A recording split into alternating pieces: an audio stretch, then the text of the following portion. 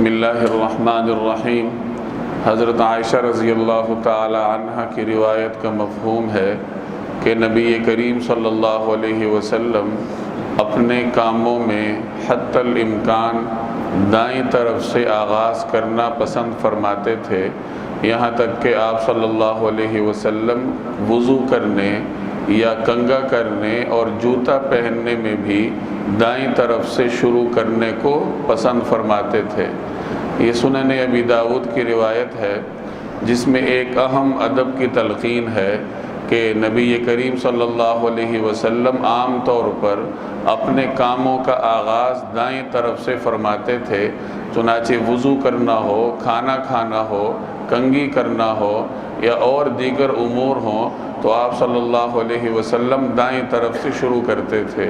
علماء فرماتے ہیں کہ جن کاموں میں کوئی فضیلت ہو یا جس کام میں کوئی فائدہ ہو تو ایسے کام کو دائیں طرف سے شروع کرنا چاہیے۔ اب جوتا پہننے میں ایک اعتبار سے فائدہ ہے کہ آپ جوتا پہن کر مسجد جا سکتے ہیں، خیر کے کام کر سکتے ہیں، اس لیے جوتا پہننے میں دائیں طرف سے شروع کرنے کو پسند کیا جاتا ہے۔ کسی کو کوئی چیز دینی ہو، کسی سے کوئی چیز لینی ہو یا مصافحہ کرنا ہو تو ان تمام امور میں دائیں طرف سے آغاز کرنا چاہیے، اور یہ وہ بنیادی آداب ہیں، اگر آدمی ان کی پابندی کرے ثواب کی نیت سے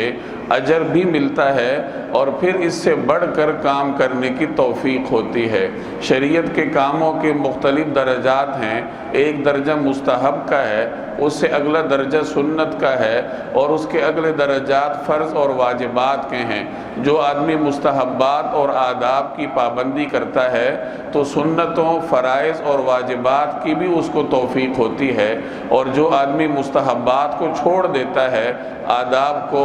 زیادہ اہمیت نہیں دیتا، تو وہ آہستہ آہستہ سنت کو بھی چھوڑ دیتا ہے، اور جو آدمی سنتیں چھوڑنے کا آغاز کرتا ہے تو آہستہ آہستہ وہ فرائض اور واجبات کو بھی چھوڑنے کا مرتکب ہوتا ہے۔ جب آدمی بنیادی چیزوں کی پابندی کرے تو اس سے اوپر کے درجوں کی پابندی کی بھی اس کو توفیق ہوتی ہے۔ تو کوشش کریں کہ اپنے روزمرہ کے امور کو دائیں طرف سے شروع کیا کریں۔ اللہ تبارک و تعالی مجھے اور آپ کو عمل کرنے کی توفیق عطا فرمائے۔